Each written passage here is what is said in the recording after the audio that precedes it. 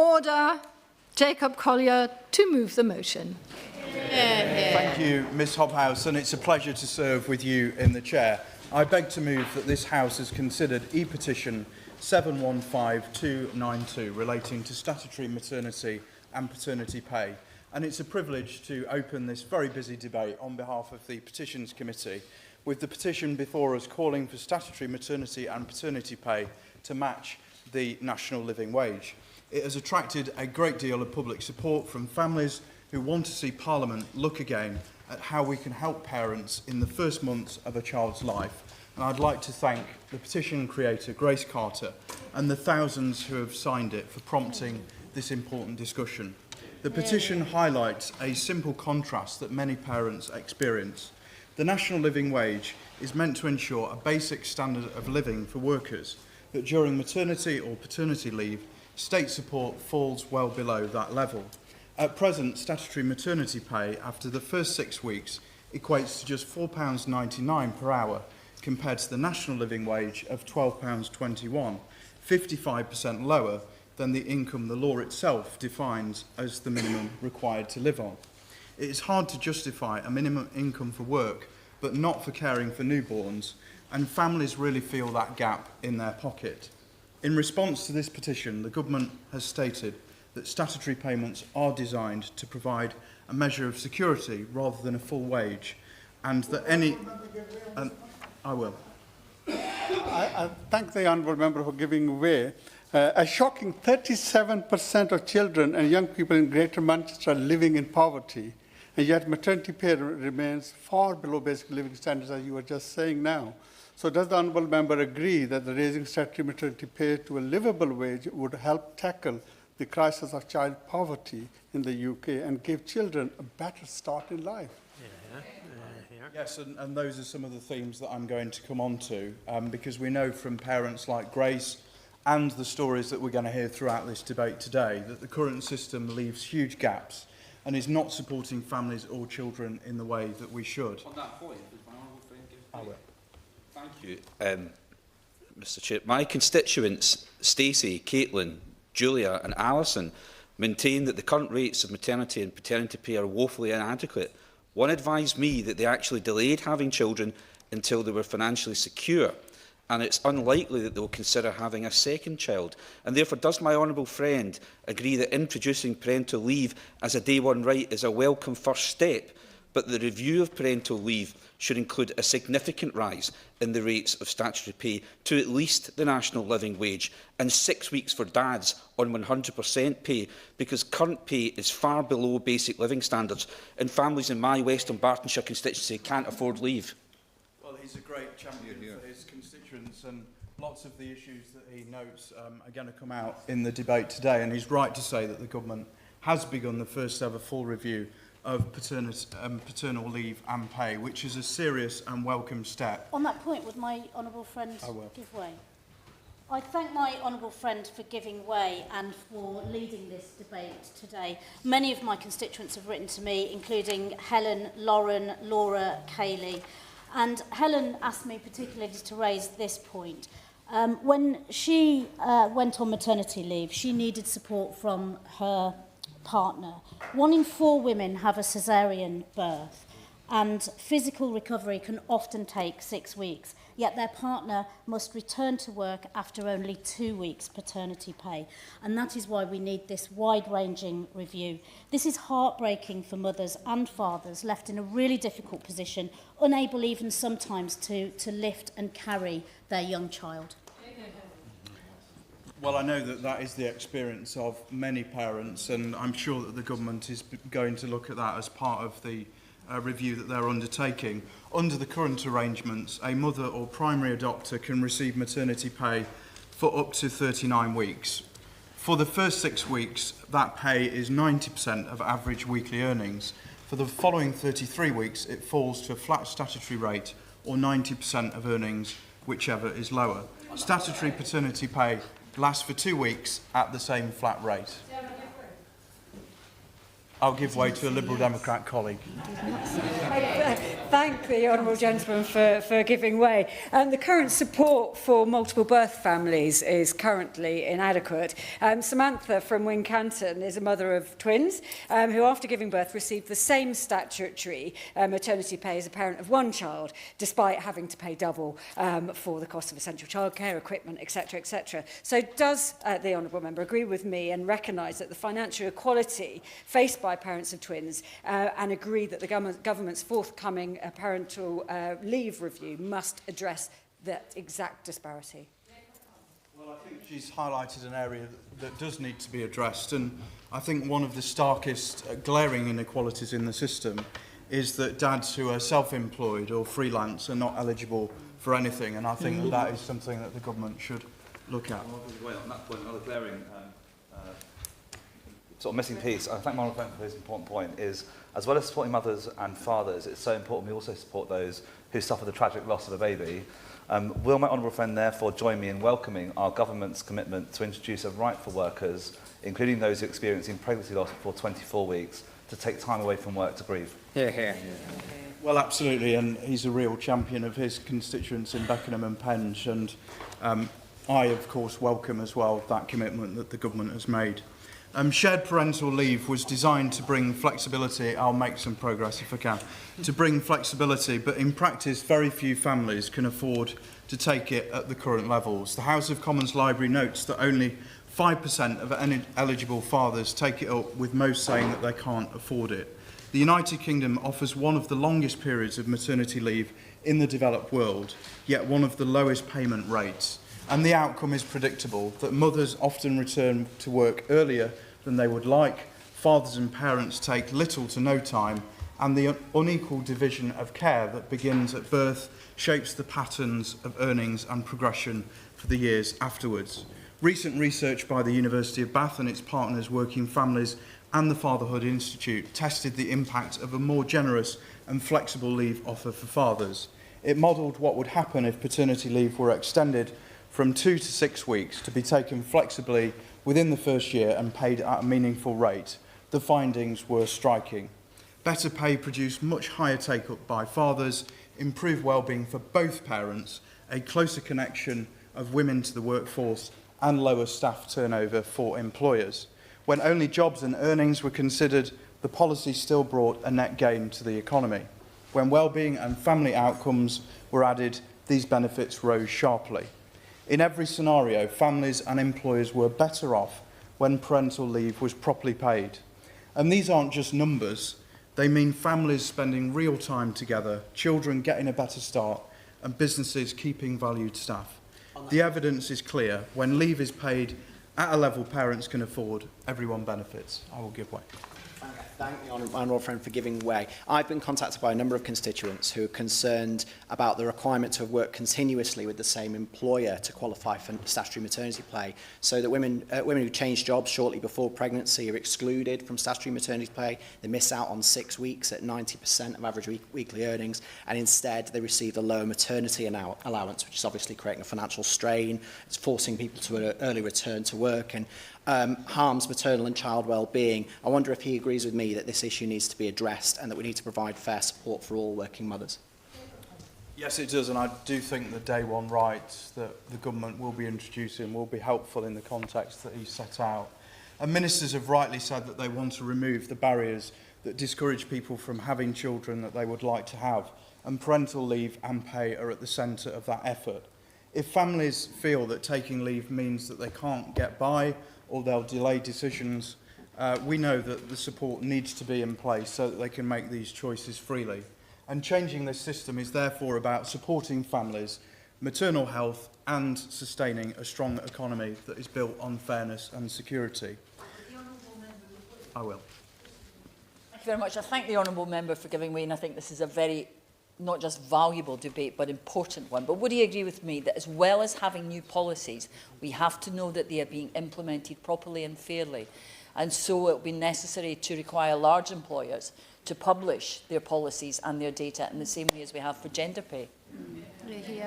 Well, I think she can hear from the Chamber that there is support for that position. I'm sure that the government minister has heard that. Trade unions have welcomed the government's review, and I declare an interest as a proud Unison and GMB member. GMB is pleased that the government is listening, and it calls for 12 months maternity pay, stronger protection against discrimination and fairer rights for fathers and partners, including 6 weeks paternity leave on equal pay. The union's model parental leave agreement also advocates paid emergency bereavement leave and carers leave, recognising that decent parental pay and leave boosts retention and well-being. The TUC, representing over 5 million workers, warns that the current system entrenches inequality by excluding many women, the self-employed and those in insecure work. On that point, I will. I thank my honourable friend for giving way, and he will know that under the current system, far fewer dads take parental leave, which actually worsens the gender pay gap. In 5 years after becoming mothers, many workers lose up to £65,000 worth of earnings. So it's clear that better paid, longer, more usable partner leave is beneficial for all families. Would my honourable friend agree that as the government reviews this, it should look to examples like Spain, 16 weeks at 100% pay, to see what progress Britain could be making? I do agree, and that's obviously, I think that is something that the government will be looking at, those international comparisons and where Britain is in the league tables. The TUC seeks day one rights, individual entitlements to paid leave and higher pay rates so that all families can benefit, including single, kinship, adoptive and surrogate parents and those in atypical roles.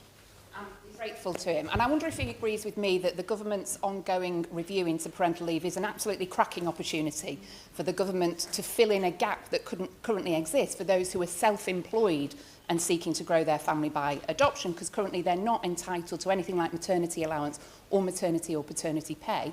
Does he agree that that would be a very good thing that could come out of the parental leave review? Yes, and she highlights a stark inequality that currently exists that the government needs to address.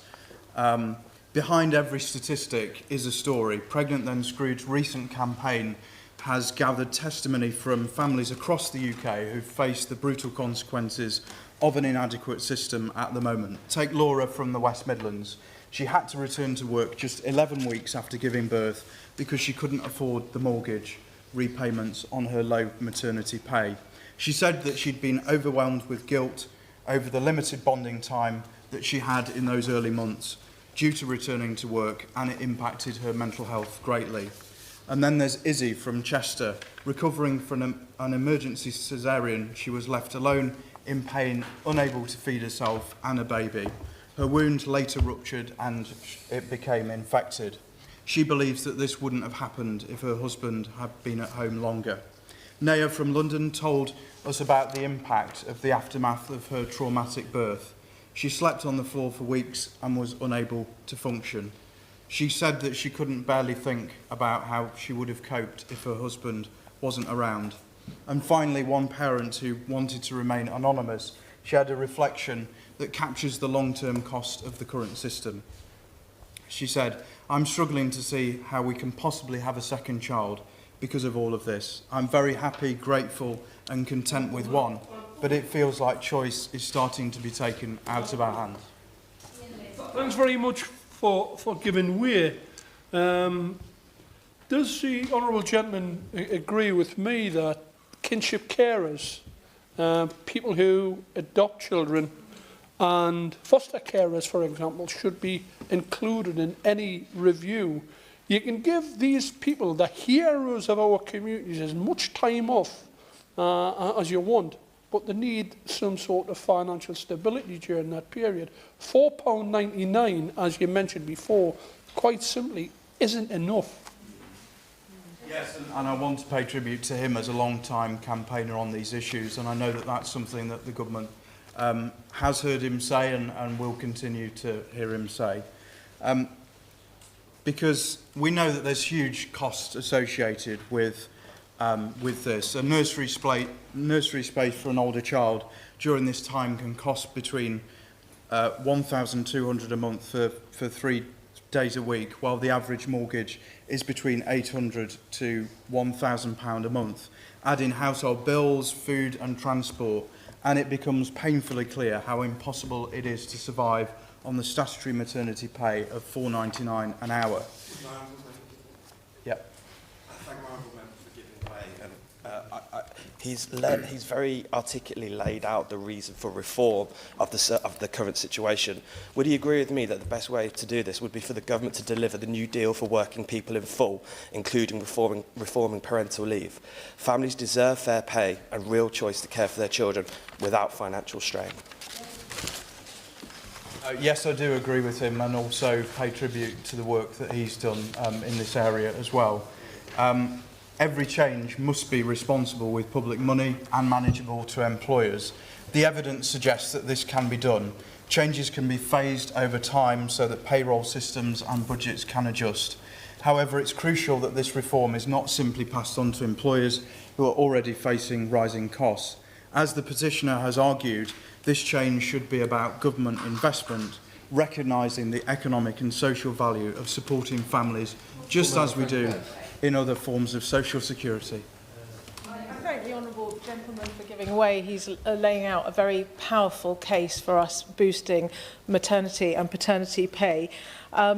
Does he agree with me that actually if we're really going to give meaningful choice to families as to whether they would like to actually spend more time at home in the early months, which is shown to have real developmental benefits for children, or go back into the workplace, then we absolutely have to address the fact that, as he has set out so clearly, maternity and paternity and shared parental leave pay is less than half the minimum wage and not excessive, as the Leader of the Opposition has previously stated. Well, I do agree with her, and I think it's quite stark that there's lots of parties represented here, but not one from the official opposition, apart from the Shadow Minister. And ultimately, this is about the country that we choose to be.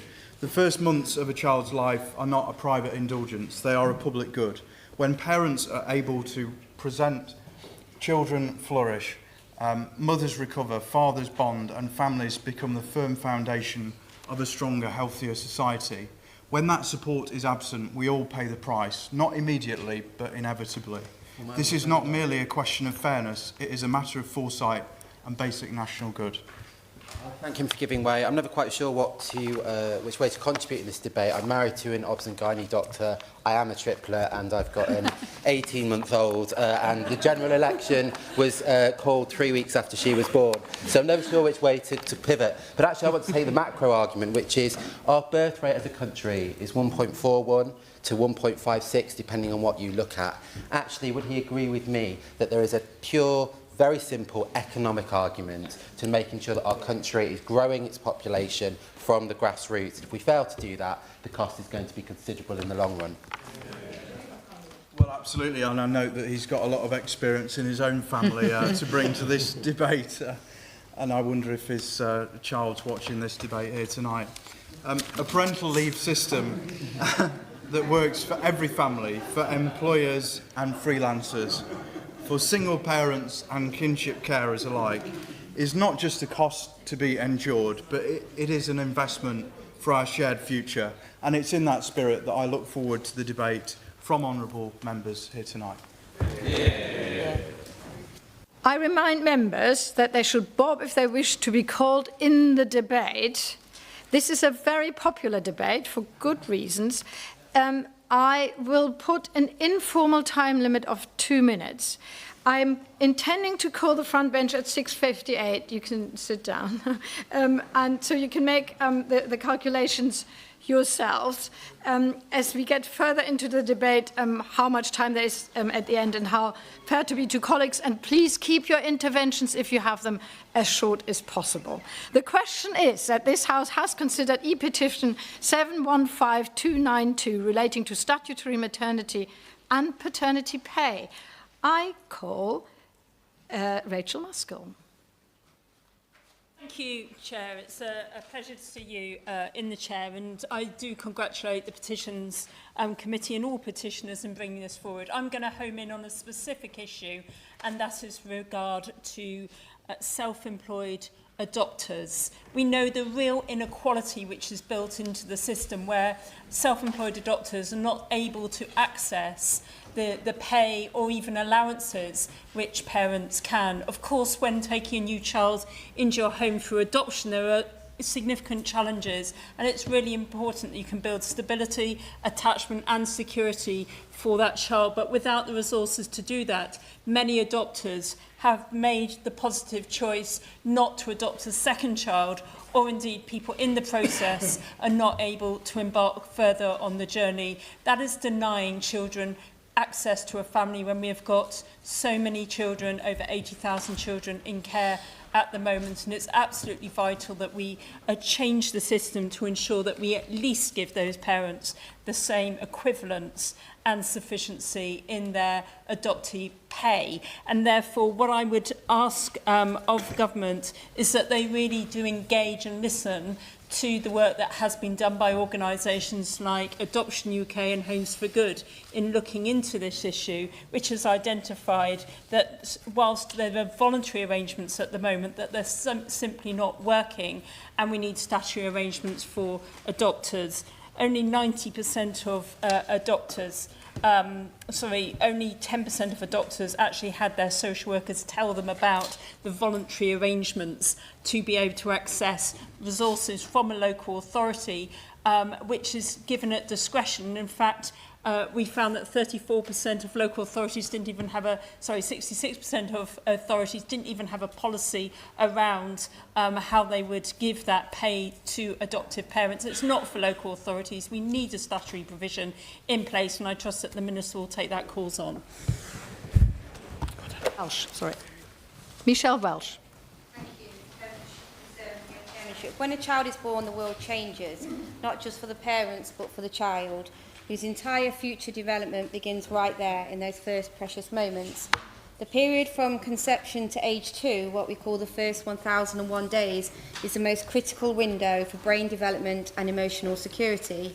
This profound scientific truth forms the ultimate moral argument for generous, equitable maternity and paternity pay.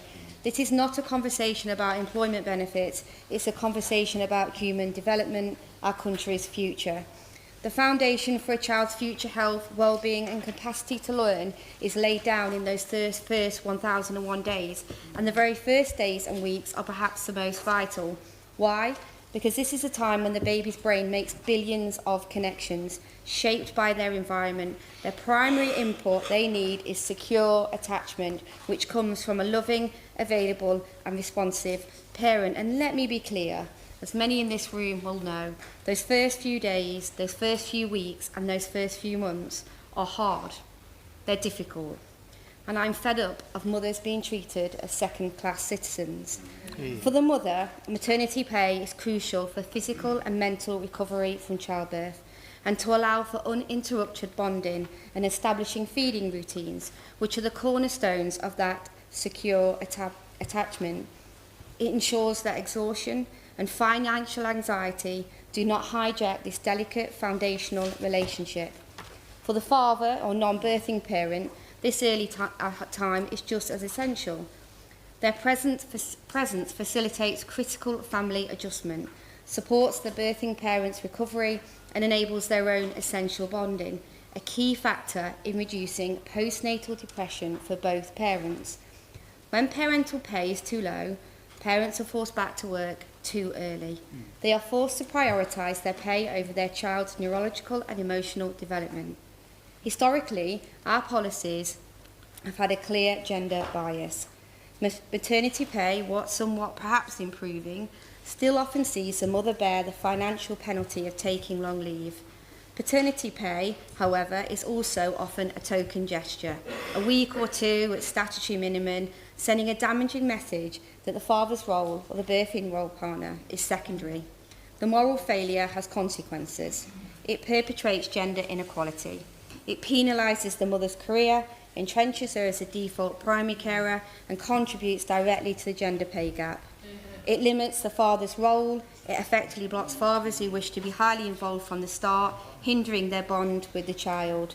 The moral solution is equal, well-paid, non-transferable parental leave for both parents. We must elevate the financial value of the father's presence, or the other mother's or the father's presence, for a mere detriment to an essential contribution, thereby normalising co-parenting and supporting the mother. The investment in parental pay is not a cost to the economy, it is a strategic investment in our human capital. When we support parents during that first 1001 days, we are investing in our public health. Secure attachment leads to improved mental health comfort for both parents and children, reducing the long-term strain on healthcare and social services. A stronger workforce where parents feel supported, they return to work more focused, more loyal and more productive. Generous parental leave is a key tool for talent attraction and retention. Thank you, Mrs. Hockhart. And can I commend the Honourable Member for Burton and Uttoxeter for so eloquently and emotionally intelligently introducing this debate.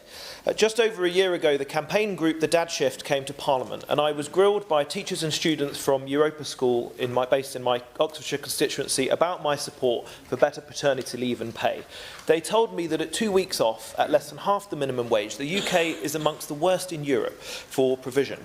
This is unacceptable, and therefore it is welcome that in the government's parental leave and pay review they state objectives to ensure there are sufficient resources and time away from work to support new and expectant parents' well-being and to support parents to make balanced childcare choices that work for their families.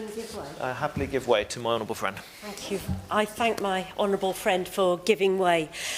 I've heard from many parents in the South Cotswolds whose recent experiences don't fit neatly into the government's model of pregnancy, whether it's having twins, postnatal depression or managing debt. Every family situation is different. Does my honourable friend agree with me that the government's current system doesn't have the flexibility to accommodate these different circumstances and that this needs to be addressed in the review?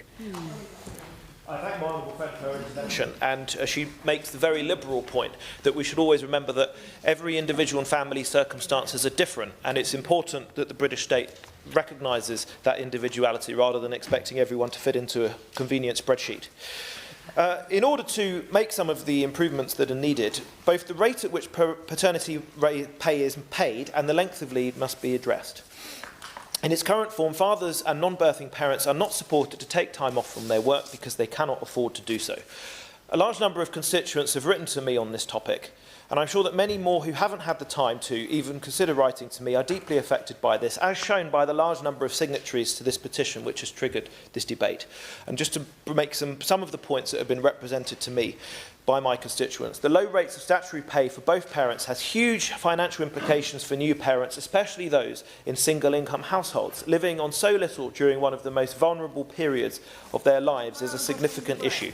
I'm happy to give way to my honourable friend. Thank my honourable friend for giving way. The government's stated first objective in setting this review is to support the physical and mental health of women after giving birth to a child. One cannot overestimate the amount of mental stress it is to live in poverty or without enough resource for your family. So does my honourable friend agree with me that the Liberal Democrat policy to double statutory and shared parental pay to £350 a week is the right thing?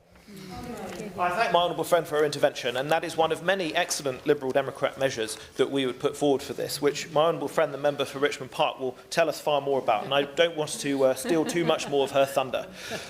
In conclusion, polling for the Dad Shift in Movember finds that the financial pressure is wrecking the health of new parents and their families, and over half of new dads report mental and physical health consequences. 61% become less present with their families, and 57% are put off having more children.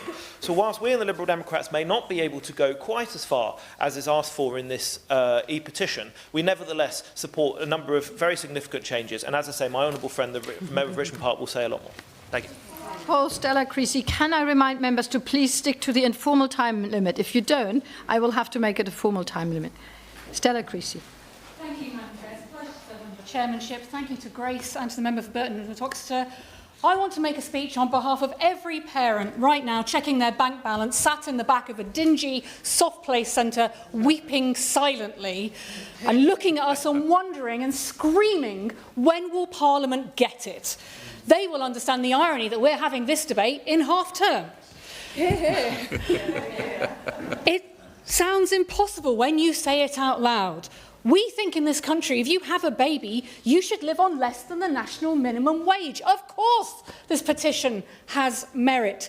It speaks to the problems that begin at birth and lock in inequality throughout the lives of parents. Beyond universal credit, working and pregnant will claw back some money just to make your life even more complicated. Be an entrepreneur or self-employed, you've got no help at all. Little wonder maternity actions show that motherhood is often associated with debt, and it doesn't stop there. And let's be clear, this is not taking time off. This is taking on another job for a very expensive clientele.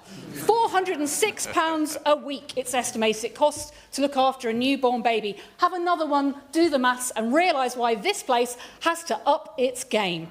Because it's not about counterproductive measures, it's actually about families. When people attack breakfast clubs, they're not telling us that the state should look after people's kids. They're helping parents for whom a 9 o'clock start is impossible with holding down a job where they're expected to be in a meeting at 9 o'clock. And affordable childcare isn't yet affordable. I had a constituent who wrote to me who's just about to have a second child. Even with the 30 hours, even with the tax-free allowance, his family have still got to find £3,000 a month. It doesn't stack up. Before you get onto the cost of the half-term clubs, every extra parent trying to find 200 quid this week, still dealing with the credit card bill from the summer holidays.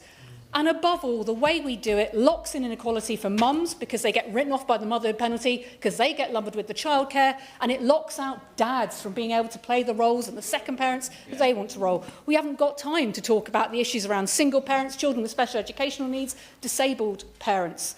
The review is great, but we've got the evidence. We don't need to wait to do something now to help all those people screaming in the soft play centre. We could bring in statutory pay changes. We could bring in an equal six-week right and 9. We had a chance to do it in the Employment Rights Bill in the Lords, and we lost it by 7 votes. There are interim measures. I hope the Minister will hear this cry of pain, because this week, above all week, parents will be begging for payday to turn up, worried that they're letting down their kids, and above all, asking us in politics to help them.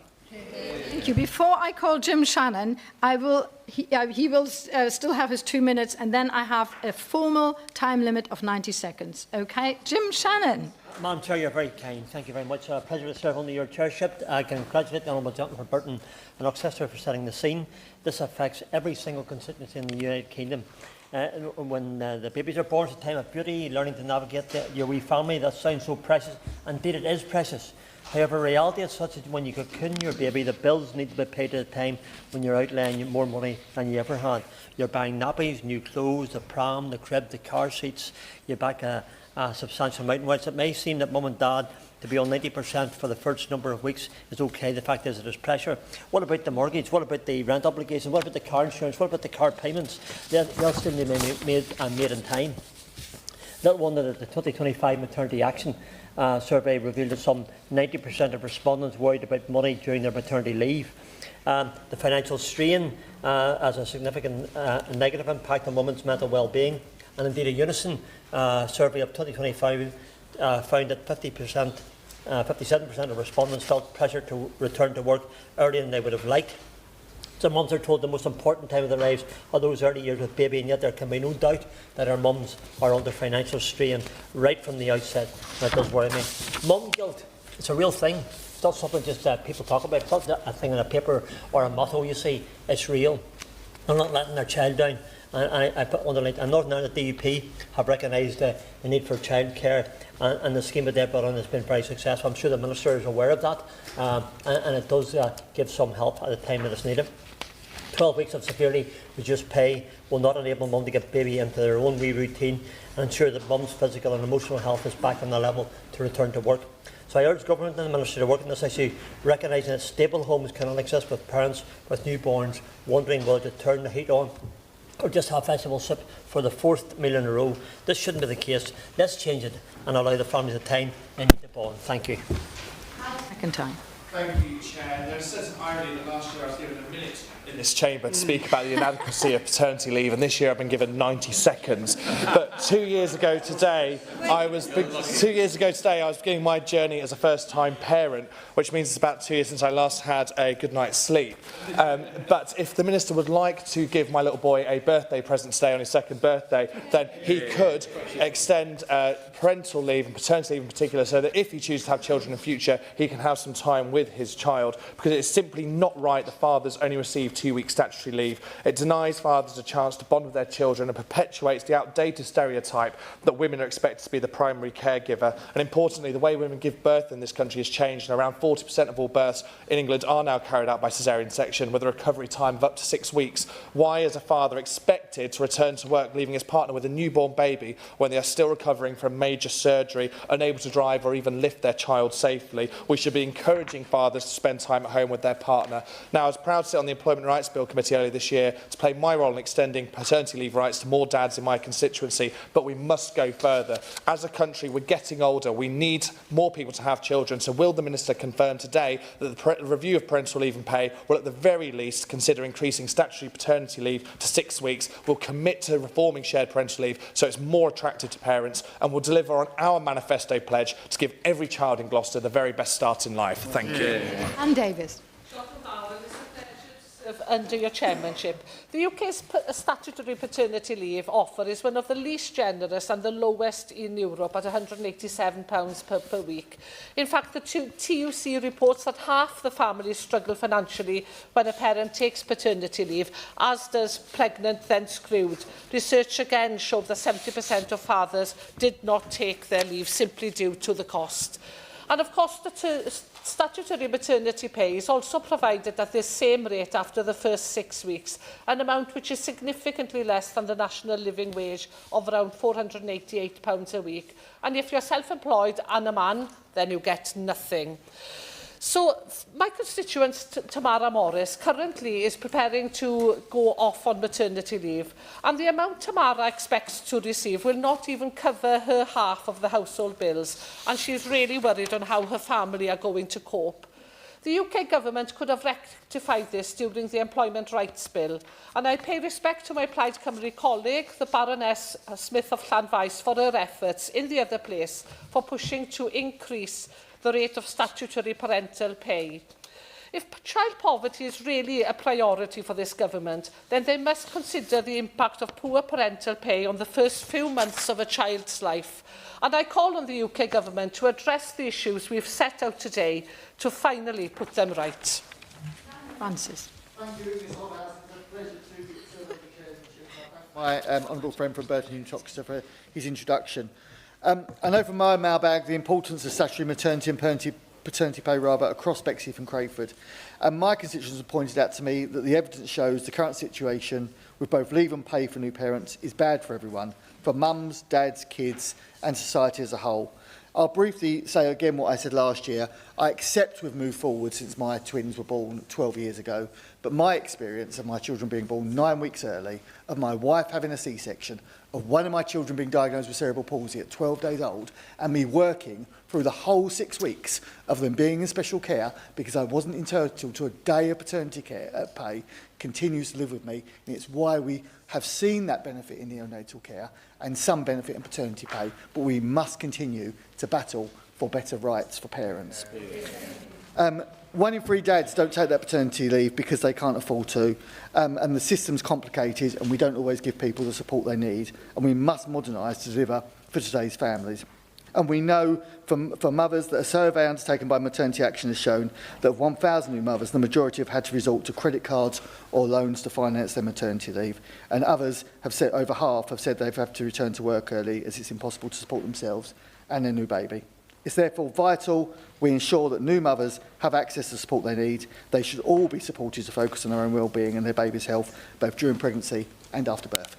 Manuela Partingella. This afternoon, and also I want to thank the petitioners for bringing this important issue before Parliament.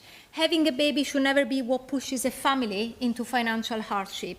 But for too many new parents, statutory maternity and paternity pay simply does not meet the basic cost of living. In my constituency of Stratford-on-Avon, many parents work in sectors such as hospitality, tourism and the creative industries where income can be seasonal or irregular. And I often hear from constituents who simply cannot afford to take the time they need to recover after childbirth or to bond with their baby. That is not only unfair, but also short-sighted, both socially and economically. Every parent should have genuine flexibility and choice in those first crucial months. All form of Yes, I will. Thank you for giving way. I won't be the only parent in this house who regrets every day that they're not going to spend with their children. One of my constituents is a PhD student studying paternity. She's found that men's mental health is particularly vulnerable at the point of childbirth and the point of return to work, and the two factors that can reduce this are time and control. Will she join my call to the government that men should have a statutory right to coordinate their return to the workplace with their employers? Thank you for his intervention. And actually, I was a PhD student when I had my first child, so yes, I understand the challenges that students face. All forms of parental leave and pay, including for adopted and foster parents, self-employed parents, should be available from day one. Statutory maternity and shared parental pay should be doubled and paternity leave increased. When parents and carers are supported to take time off, children benefit from that early care and attention. It helps parents return to work, reduces pressure on household finances, and supports a more equal sharing of responsibilities at home. The government's review of parental leave is an opportunity to act, and I hope it looks seriously at the low statutory rates and creates a system that reflects the realities of modern family life. Families deserve the time, flexibility, and security to give their children the best possible start in life. Mark Stewart. Thank you, Chair. Working families form the backbone of this country. They go to work, they increase our prosperity, and they raise the next generation at the same time. It's a hard job. It always will be. It should be, but it shouldn't be this hard. Statutory maternity pay in the UK is one of the lowest in Europe. Less than half the minimum wage after 6 weeks. Maternity Action have reported that half of new mums cut their leave short, with 97% saying that money was a reason for their choice. No choice at all. Dads aren't exactly doing better. They get 2 weeks at the same maximum of £187 a week. One dad in Leeds South Western Morley told me, a medium worker, that he'd lose £103 a day on statutory paternity pay. If a medium worker is forced to make that choice, can we even call it paternity leave? Especially since it doesn't encourage dads to take that time with their children and support their partners. When my first child, Oscar, was born, he timed it perfectly. I was a teacher at the time, and he arrived 2 weeks before half term, so I got 3 weeks with him, but even that wasn't enough. And as we all know, babies don't stick to schedules, and they certainly don't wait for government reviews. The government's review of parental leave is absolutely welcome, but 18 months is a very, very long time.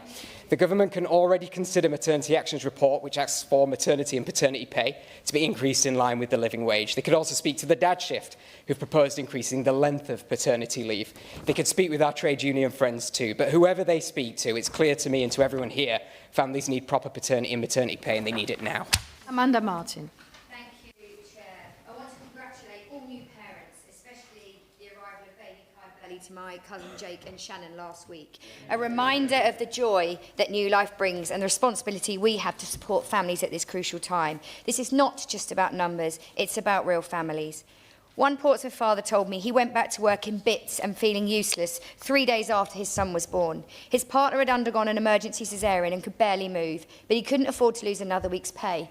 Another father whose daughter arrived prematurely returned to his delivery driving job just 1 week. He said, "Every mile I drove, I felt I should be home."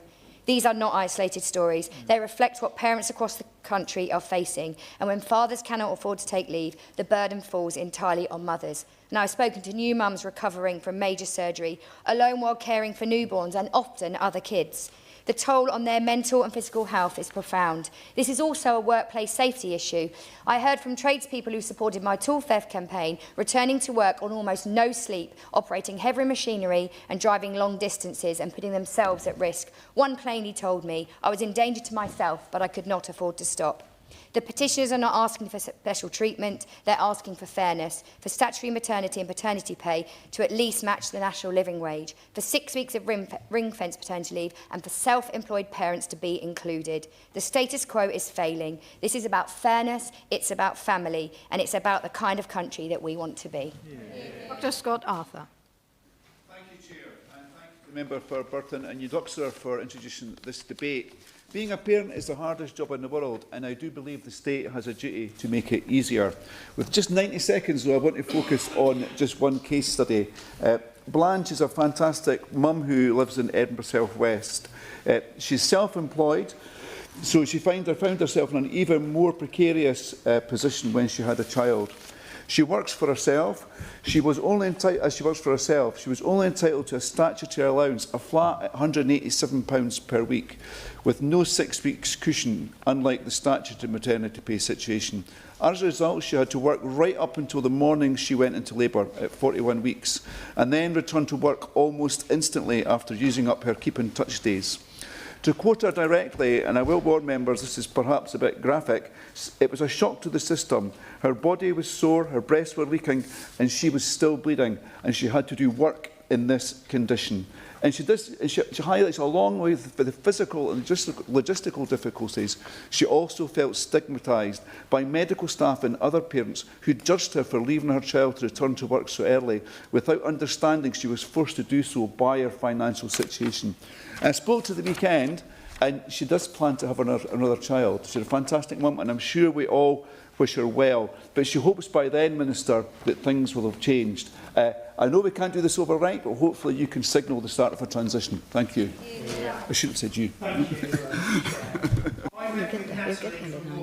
This year, she was 7 months pregnant with her first child. She wants nothing more than to take time to care for a baby. When you're off work raising the next generation, the wages stop, but the rent doesn't, the energy bills don't, and other costs go up. This isn't just about Natalie, it's warehouse workers, firefighters, nurses, shop staff, working people who pay in their whole lives yet feel abandoned when they need the support the most. We want a system that respects work, respects family, respects parenthood. That means maternity and paternity pay raised to at least the national living wage. Proper, fully paid leave, like the Fire Brigade Union is fighting for in their Fight for 52 campaign. Parental leave is a day one right, not a privilege. I welcome the government's review of the parental leave system and that all current and upcoming parental leave and pay entitlements will be in scope. No parent should be pushed into debt for having a baby. No mum should feel guilty for taking time to heal. No dad should be told 2 weeks is enough. Natalie had the courage to speak up, but this petition proves she's not alone. We're not asking for luxury. We're asking for fairness, dignity and the basic right to raise a child without being pushed into poverty. Russell. Thank you. So in terms of this debate, lots of people in this region have heard me talking before about the fact that statutory paternity pay is so low that men commonly don't take it, and that shared parental leave is failing in that men do not take it up at all, particularly outside of London. And what we are seeing as a result is a massive hindrance to female work and participation in the workforce. But what I really want to talk about today is the fact that £187 a week simply doesn't provide enough for people to live on. That 70% of children in poverty in the UK have at least one working parent. It is this group that have the biggest levels of poverty. We need urgently to look at what it actually requires people to live on when they have children versus what we would like women to put up with. And that's what we've had for far, far too long. In terms of the statutory maternity pay, the reality is that 30% of domestic abuse starts during pregnancy. So what we are taking is an extremely vulnerable group of women, and then we are ensuring that they have not enough money for them to actually live on should they choose to leave their partners. It isn't just about making sure that we can all have posh prams. This is fundamentally about women being able to make decisions about their safety and the safety of their children, and I don't think that that is getting nearly enough airtime in this chamber. But lastly, the thing I'd like to draw attention to is around Maternity Action's position on maternity allowance and treatment for universal credit purposes. So if you receive statutory maternity pay in this country, it's treated as pay and you get universal credit. If you receive statutory maternity allowance, it's not treated in the same way, and you are likely to be £6,000 a year worse off than you would be in the equivalent situation with SMP. Thank you. Simon Ofer. Thank you, Madam Chair. And I'd just like to say my son Jake and his partner Amber are about to have a child, which I'm very proud of. However, he's taking a loan to have 6 weeks off work because he believes it's important. In Spain, you get 17 weeks of full paid leave, and in Denmark, you get 24 weeks. So what are we doing in this country? As a practising GP, I've seen the cost of this policy. You have higher rates of postnatal depression in women. As the Honourable Member for Gloucester just said, men have sleepless nights and have higher rates of mental health issues, but much more importantly, the children suffer in this system. And that's what we've got to rebuild. We need to, this is actually a form of preventative health care. And I think what we need to do is build a parental leave system that recognises that caring is an investment and in healthier families and happier children and a fairer society, and that every parent, whatever their income, should have the chance to bond with their child without fear of financial hardship. Thank you. Yeah. Well, Thank you, Chair. When we talk about maternity and paternity pay, we're also talking about crucial economic infrastructure, the systems that underpin participation, equality, productivity and growth, crucially. A public good, not a private indulgence, as my honourable friend, who I'm grateful for calling for this debate, put it. Right now, our system isn't delivering any of that. ONS analysis shows that mothers lose an average of £65,000 in earnings in the first 5 years after their first child, and that's not only lost household income, it's lost tax receipts, it's lost skills, lost human capital for our wider economy. And shared parental leave in theory offers parents flexibility, but in practice remains inaccessible to most households. HMRC data shows that 17,000 claimants take it up per annum, but are generally disproportionately higher income families, and that's hardly a mass labour market instrument. So its design is complex, its rules are difficult to navigate, and pay levels are too low to make genuine choice possible. Put simply, a policy that works only on paper. And this inequity is most evident for self-employed fathers, who are excluded entirely from that statutory framework, as we've heard today.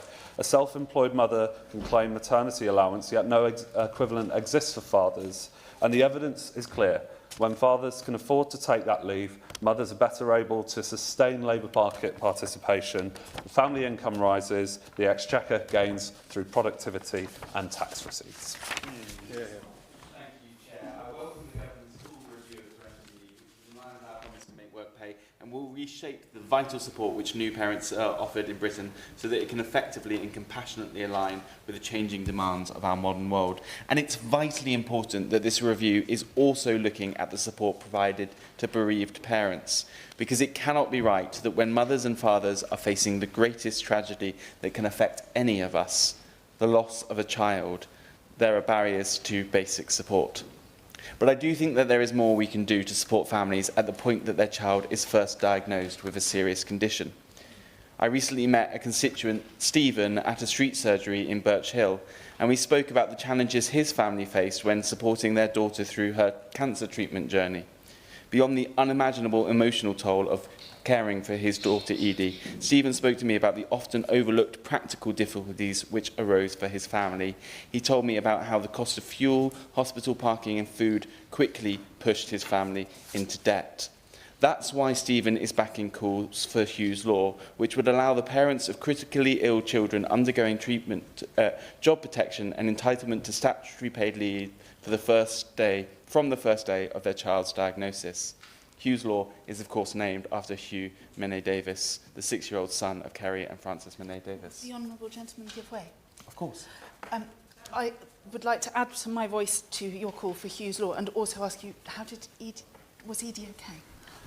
Thank you for intervening. And I just wanted to end really by saying that when I met Stephen at my street surgery, I also got the chance to meet Edie, an energetic, enthusiastic young girl running around with her sister, recovering well from her terrible ordeal. She has been so brave, and I'm so proud to be standing here as her MP, sharing her and her family's story. Thank you, Mr. Lockhart. It's a pleasure to speak with you, Chair, and I thank my honourable friend, the member for Burton Uttoxeter, for introducing this petition so thoughtfully, as well as Grace Carter and the more than 100,000 signatories. For too many families, including those in my constituency of Cannock Chase, our current parental leave system simply does not work. In many households, especially in rural or more deprived areas where wages are lower and transport costs often higher, taking your full entitlement of parental leave is unaffordable. It's little wonder that 1 in 3 dads take no leave at all when their baby arrives. And we know the consequences of that. Around 2 in 5 births are by caesarean section, a procedure requiring considerable recovery time.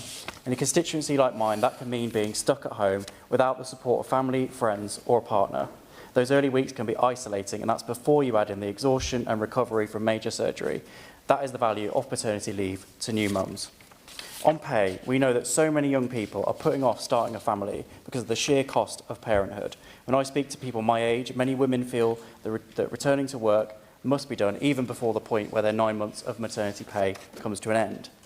But on the cost for employers, if we frame this in the context of staff morale, the conversation shifts to being about the cost of the system as it is now.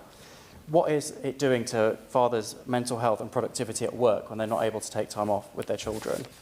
So I urge the Minister, as part of this ongoing review into parental leave, which I'm so proud of, to consider the arguments and evidence of campaigners like the Dad Shift and Pregnant Then Screwed and thousands of families up and down this country that paternity pay and maternity pay that not to push families into poverty and proper time for parents to be parents. Thank you. Thank you, Chair. Charting a path to national renewal means making decisions today where the full benefits may not be felt for years to come. In the first few years of life, more than 1 million new neural connections are formed every second. During this time, more than any other, children must be nourished and supported by the scaffolding of happy, healthy lives. That means a decent, warm home so babies aren't using their energy to keep themselves warm, but to grow and develop. It means parents not ground down by bills piling up, families shielded from the impacts of poverty, and mothers not rushed back to work before their bodies have even fully healed, as is too often the case. We hear a lot about family values in this place. That has to mean taking real steps to make daily life easier, to make the sums add up at the end of the month. As a nation, we must improve maternity and paternity pay to genuinely provide all families with security and stability. We must build a country where children are nourished in their early years, parents treated with dignity through life's challenges, and people aren't sneered at for receiving support. A society that offers a helping hand, nurturing rather than sanctioning, one grounded in a belief in the value of every human life. Where doing all we can to give a baby the best first steps isn't seen as a cost on a Treasury spreadsheet, but as the duty of a decent society and an investment in a more prosperous country for all of us. Thank you. Before I call the Liberal Democrat spokesperson, I want to thank everybody for making sure that everybody could get in. I hope you forgive me for being very tough. Liberal Democrat spokesperson Sarah Olney. Thank you very much, Ms Hobhouse. It's a real pleasure to serve under your chairmanship for the first time. Thank you also to the member for Burton and Uttoxeter and the Petitions Committee for bringing forward this debate. And can I just say, as a survivor of 3 maternity leaves, all on statutory pay, a C-section and a spell in the neonatal unit, can I just say all of the topics being raised today very much close to my heart. So I thank each and every one of you for your contributions and for representing your constituents so well on this issue. This summer, the government announced that it would undertake a parental leave and pay review, expecting to conclude in 18 months' time. And the Liberal Democrats welcome the government's commitment to this much-needed review on parental leave. Every child deserves the best possible start in life and the opportunity to flourish, no matter their background or personal circumstances. Too often, parents struggle on inadequate parental pay and without good enough access to shared leave. Childcare costs are eye-watering, and the balance between family life and work has only become harder and harder. Not only is this unfair on families, but it also weighs down on our economy. Liberal Democrats have been calling for an overhaul of the parental leave system to give parents a genuine choice over how to manage their affairs in the first months of their child's life. The Liberal Democrats were proud to introduce shared parental leave in government. However, years later, millions of parents are still being denied the choice to spend more time at home, with around a quarter of fathers ineligible for paternity pay. Meanwhile, the government is introducing wide-ranging changes to employment law through the Employment Rights Bill. This bill introduces a suite of new protections and entitlements of working families, including enhanced rights around leave, protection from dismissal and bereavement support. Currently, eligibility for paternity leave and unpaid parental leave requires employees to have a minimum length of service in order to qualify. From April 2026, the current qualifying service requirements will be removed, and this means that paternity leave and unpaid parental leave will become entitlements from the first day of employment, which is something that the Liberal Democrats called for in our 2024 general election manifesto. Liberal Democrats... happy to give way? Thank you for giving way on that point. The Lib Dems may well have called for that in their manifesto, but of course the Lib Dems abstained on that very right to going to mothers when it came to a vote. Does she now regret that? I thank the honourable gentleman for his intervention. Liberal Democrats support measures which work to strengthen employment rights. We welcomed aspects of the Employment Rights Bill, such as boosting statutory sick pay, strengthening support for whistleblowers and increasing support for carers, all of which move us in the right direction. However, we remain concerned about the specific way in which many of these measures are going to be implemented. We must ensure that this legislation strikes the right balance for both employees and for business, particularly small and medium enterprises. I've spoken with businesses in my constituency who tell me that they're being left in limbo by the vague framing of the bill, which leaves crucial detail up to secondary legislation and government reviews. This prevents long-term planning, and I'm disappointed that the government did not support amendments put forward by the Liberal Democrats which would have created more certainty for businesses. New measures to support workers must go hand in hand with much-needed reforms to support our small businesses and bring down their costs. We know that this government has inherited a mess. We know that the cause of the mess is a legacy of reckless economic mismanagement left behind by the previous government. Their record is a dispiriting picture of low growth, high interest rates and a record fall in living standards.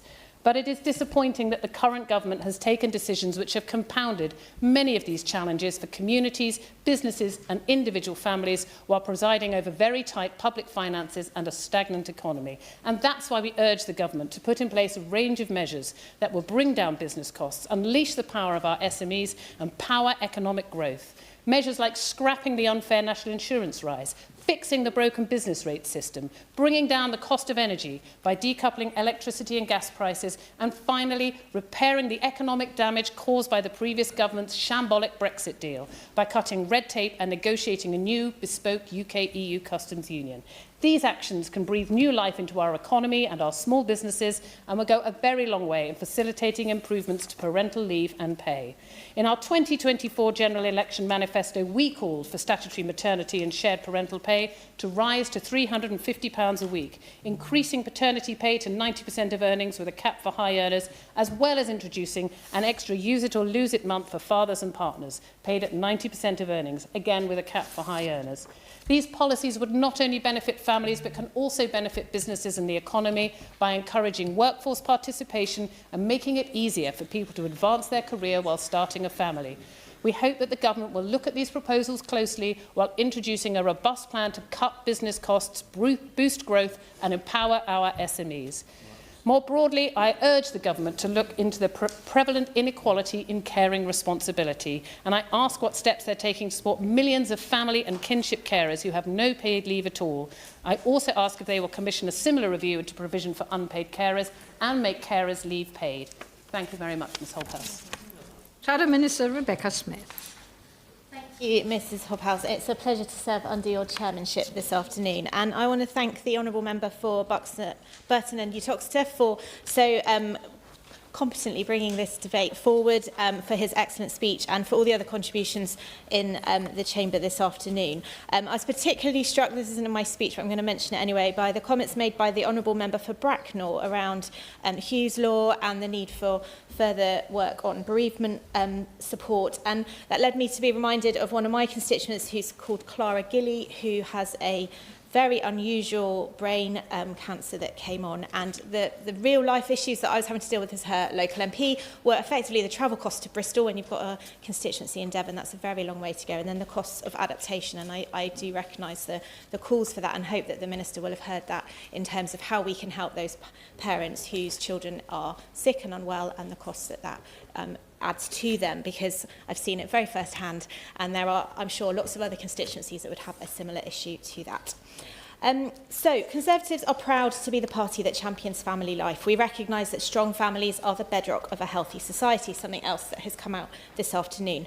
Britain is one of the best places to have a child and raise a family, following measures that the previous Conservative governments introduced to extend free childcare, support flexible working and enable shared parental leave. We understand... Sure. thank the honourable member for giving way.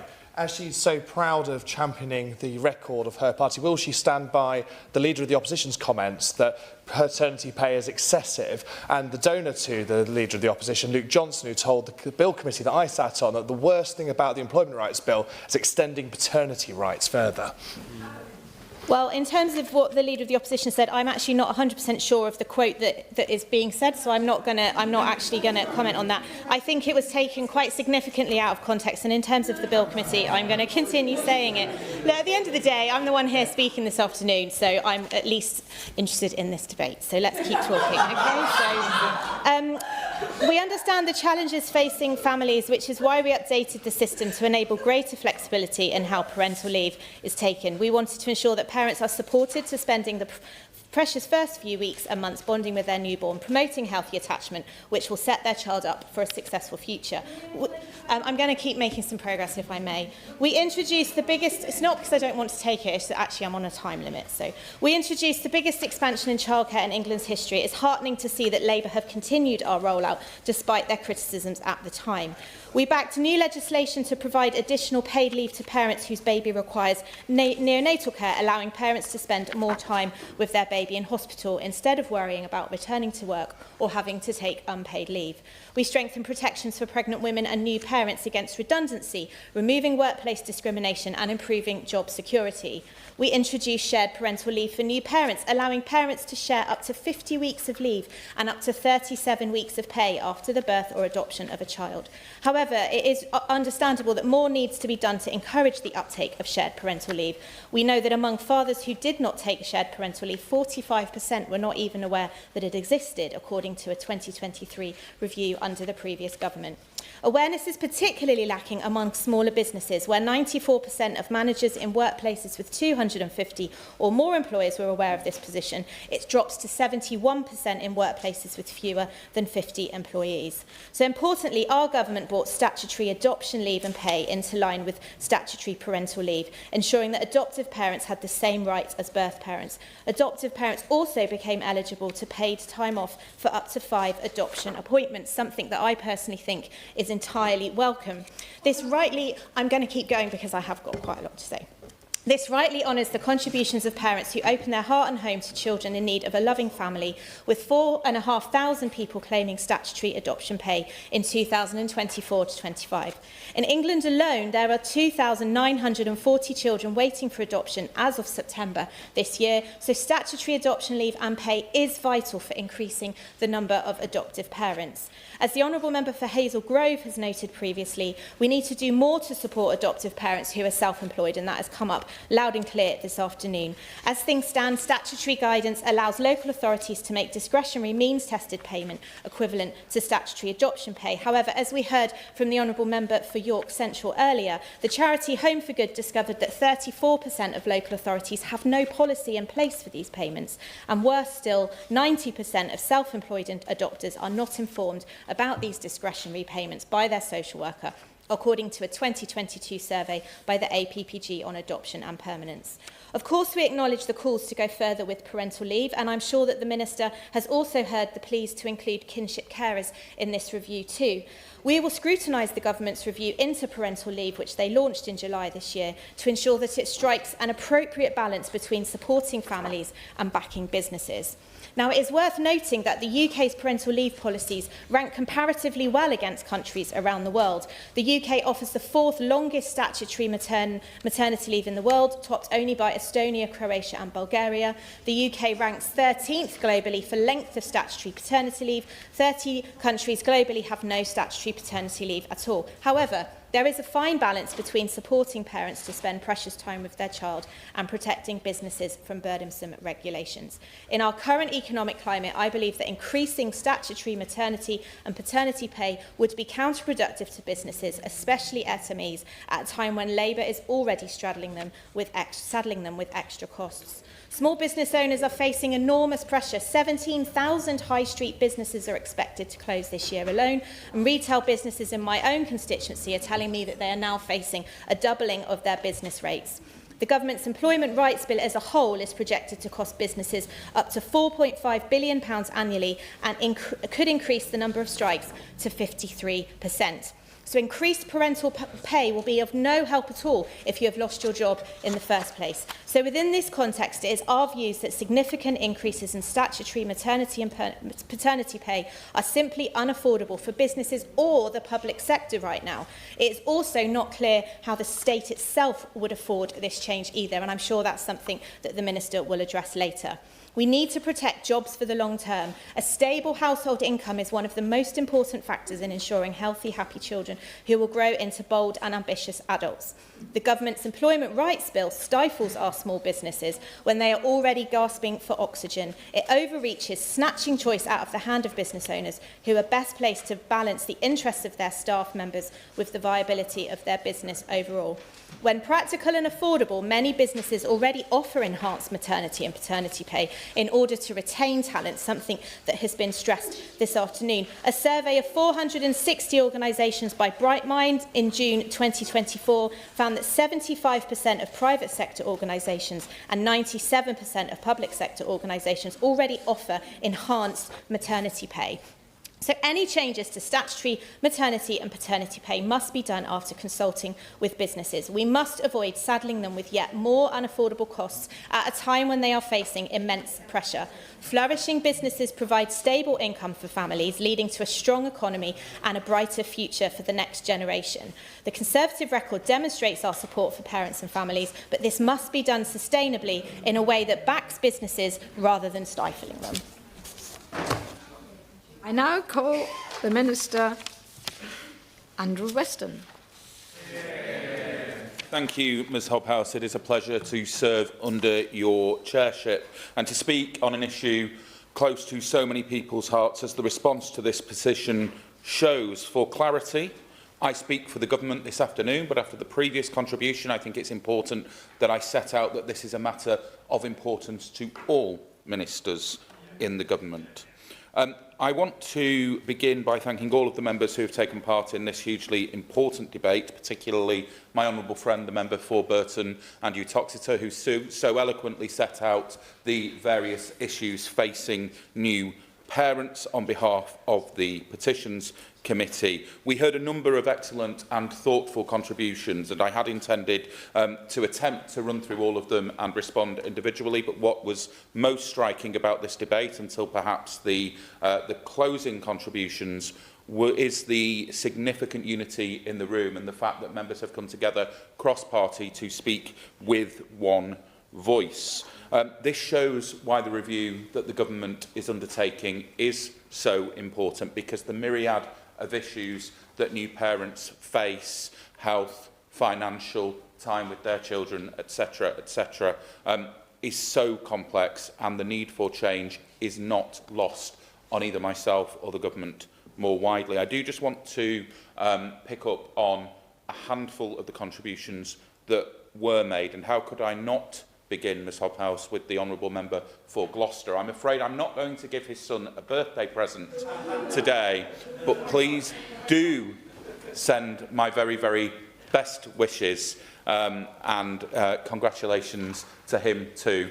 I know he is a loving and caring parent, and I am sure that he has something lovely planned once we get away from votes this evening. But what I also wanted to do, because he and a number of other members asked, were certain aspects of the current complex web that we have in place around parental pay in scope, is just to clarify the 8 areas that are particularly in scope for the review. So maternity leave and pay, paternity leave and pay, shared parental leave and pay, parental leave unpaid, adoption leave and pay, parental bereavement and leave and pay, neonatal care leave and pay, and maternity allowance. I wanted to assure the honourable member for York Central that the point she makes around discretionary payments is well made. I have responded to a Westminster Hall debate in this chamber before on that specific issue. I undertook then to take it away and feed it into the review, which is predominantly being led on the DBT side, but I did that then and I will do so again now.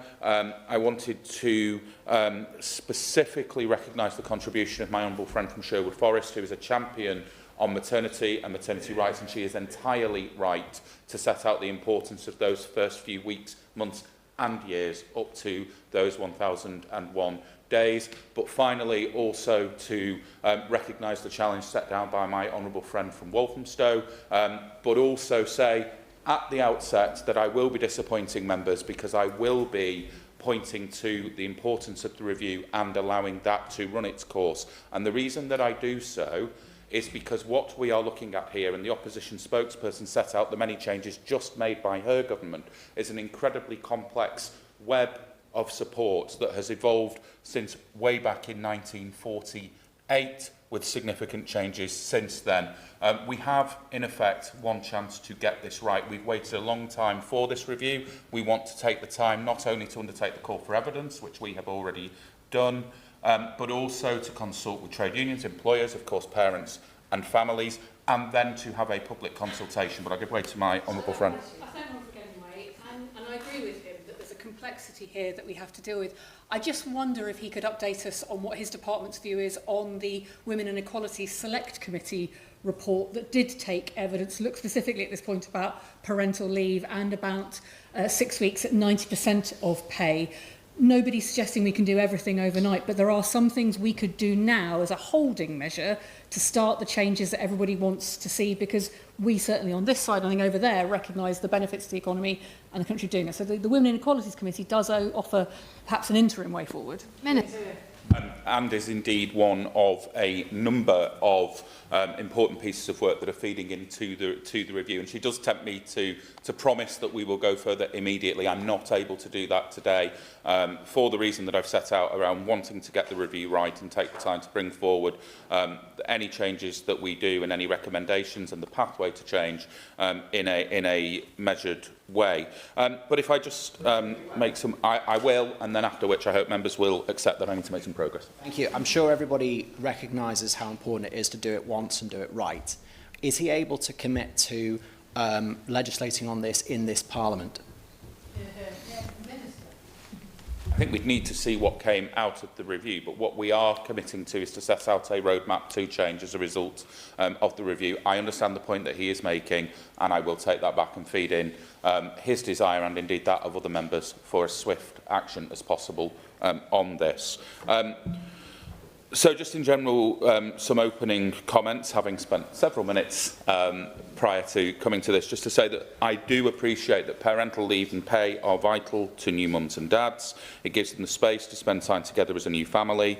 These first months and moments are critical in ensuring that a child is happy, healthy and well adjusted. It's something that runs deeper than pound signs and percentage points. Bringing a child into the world or into your home is a major event in anyone's life, and it is one parent should enjoy free from the stresses of the workplace. But we know that the current system isn't working for everyone. It is almost 40 years since statutory maternity pay was introduced for working women in 1987, half a century since maternity leave was introduced in 1975, and almost 75 years since the start of maternity allowance in 1948. In the years since, the world of work and the world at large have changed beyond recognition. Gone are those age-old stereotypes about men belonging in the workplace and women in the home, and the lines between home and work have never been more blurred. As times have changed, there have been tweaks and updates. Paternity leave and adoption leave in 2003, shared parental leave and pay in 2014, neonatal care leave just this year. But like a road network that evolves over time, it is no longer as simple to navigate as it could be. We need something purpose-built for people's journeys today. So in July, in partnership with the Department for Business and Trade, we launched the Parental Leave and Pay Review. It's time to go back to first principles, to work out exactly what the system needs to deliver and for whom. Mums, dads, and others, and consider all the options before mapping out a new way forward. That starts with remembering why maternity pay was introduced in the first place. It was primarily about the health and safety of women and their babies during pregnancy and in the months following childbirth. That is why, as the review progresses, the first, but of course not only objective that we have in mind for the parental leave and pay system is ensuring it supports maternal health, making sure women have enough money and time off work to stay healthy, physically and mentally, during the latter stages of their pregnancy and whilst recovering from birth. Secondly, it needs to promote economic growth. When we give more new parents the freedom to stay in and progress in work, it's not just mums, dads and kids who benefit.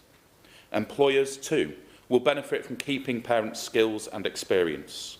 At present, just over half of new mothers go back to their old job following the birth of their child.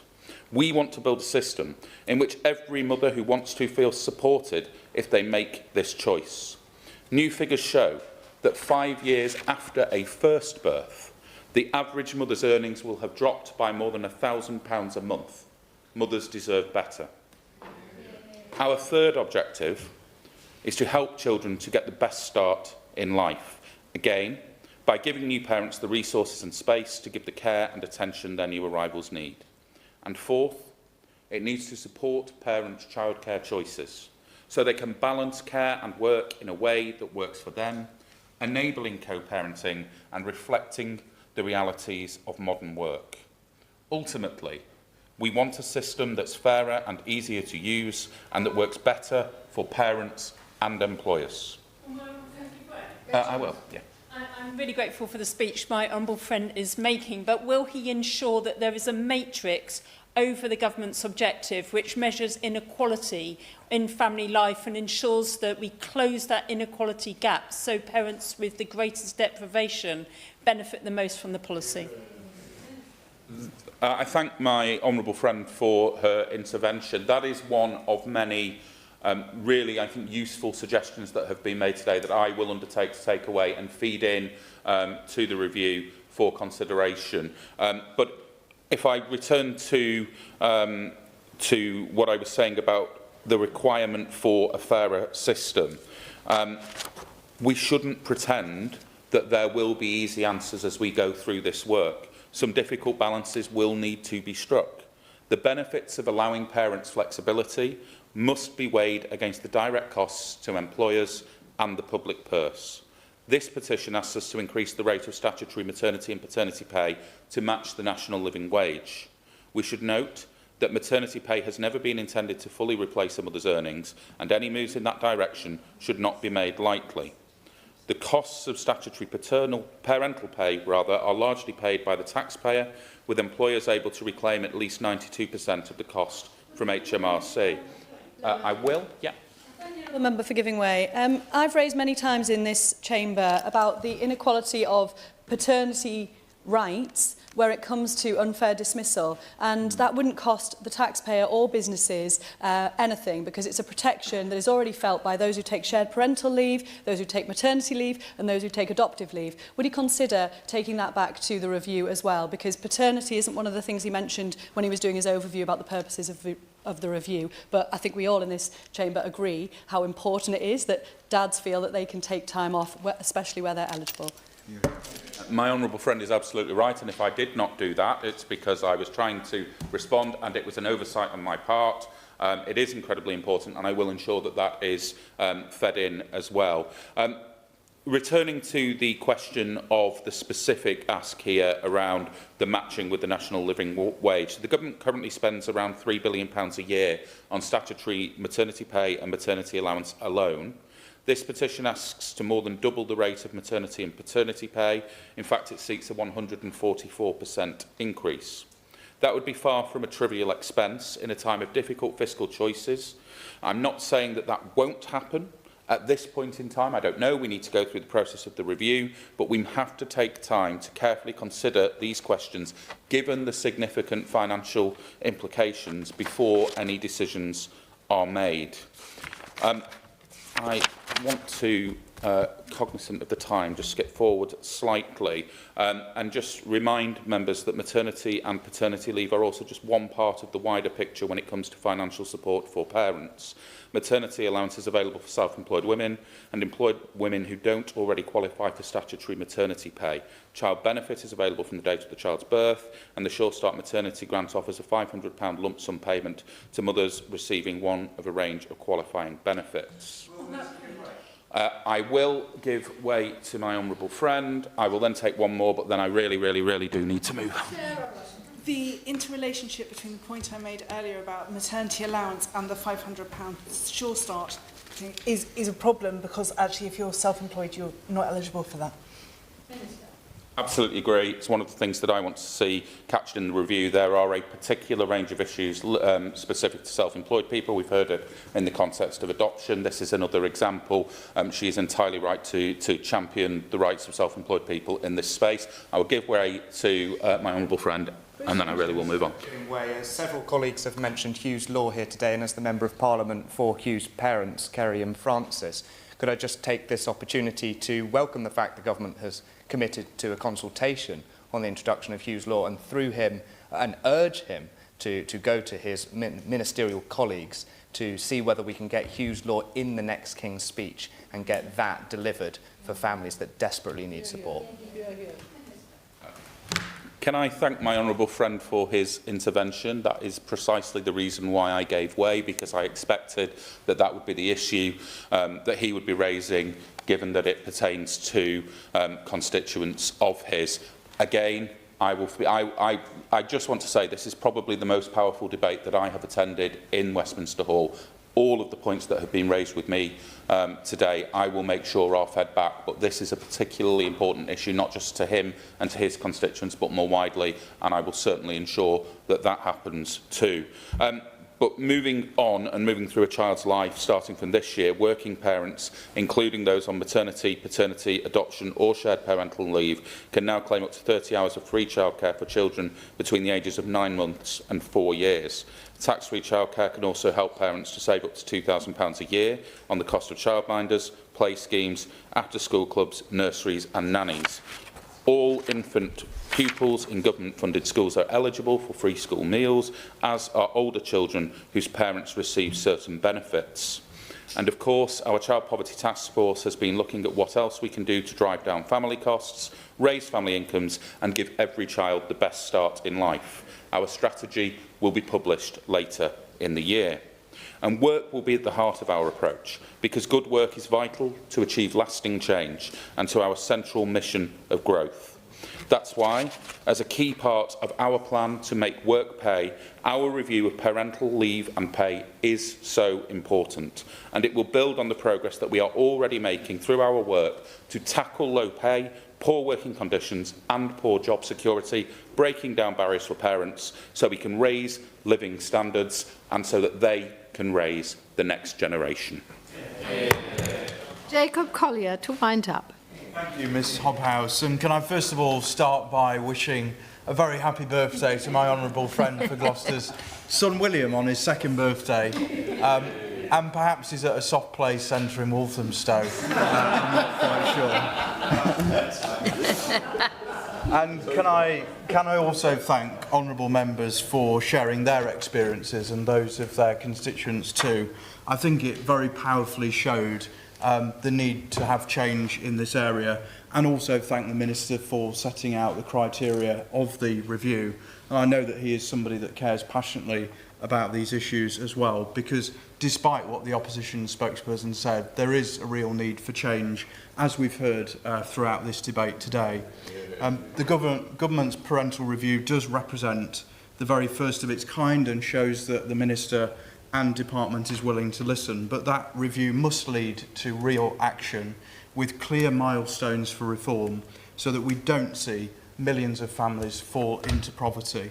So I welcome that the Minister will draw on the evidence that he's heard today and also submissions from unions, employers and families, because no parent should have to face poverty for bringing up their newborn. And if we do get this right, we can strengthen family life, improve equity and give every child a fairer start. Thank you. The question is that this House has considered E-petition 715292 relating to statutory maternity and paternity pay. As many of that opinion say aye. Aye. To the contrary, no. I think the ayes have it. The ayes have it. Order, order. The sitting stands adjourned.